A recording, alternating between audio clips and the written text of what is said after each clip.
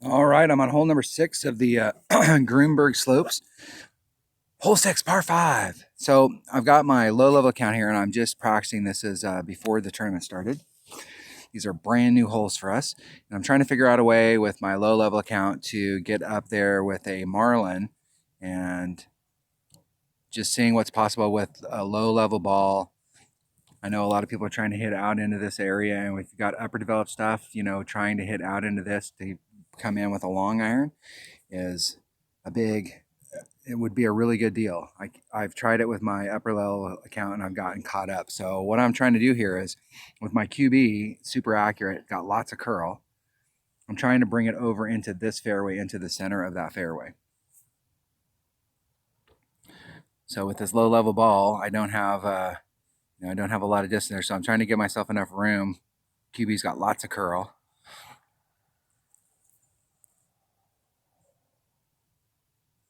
Trying to center it up, get it in the center of that middle fairway.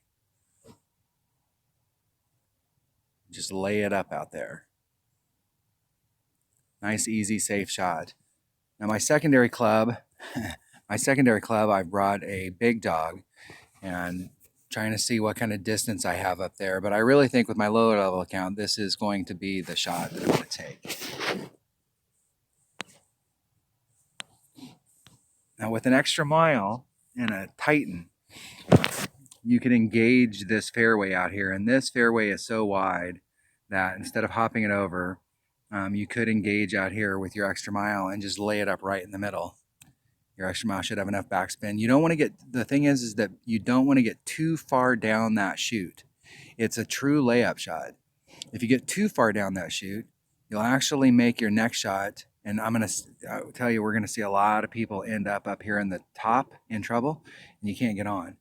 So if you get too far, if you get way up here in the tip, you may have an issue with these trees. So with a marlin and a big dog, it's tight. So I'm going to have to use that wind and do some overpower in order to get it up to the hole.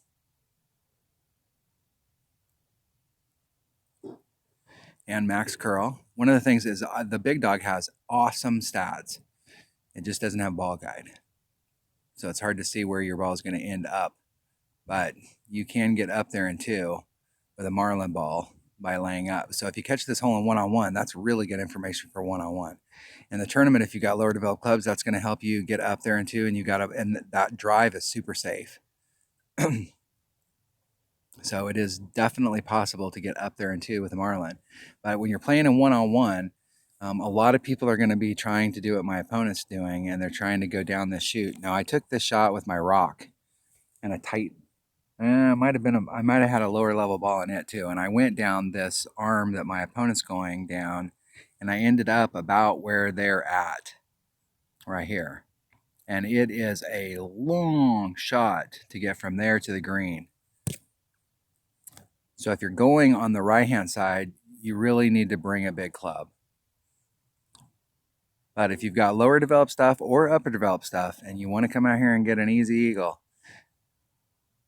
I think this route right here is the eagle shot. And a lot of people aren't going to be looking at that. They're going to be looking at those, and they're going to be looking at that long fairway that goes all the way to the green. And they're not going to be thinking about that shot right there. So let's see what my opponent's got here.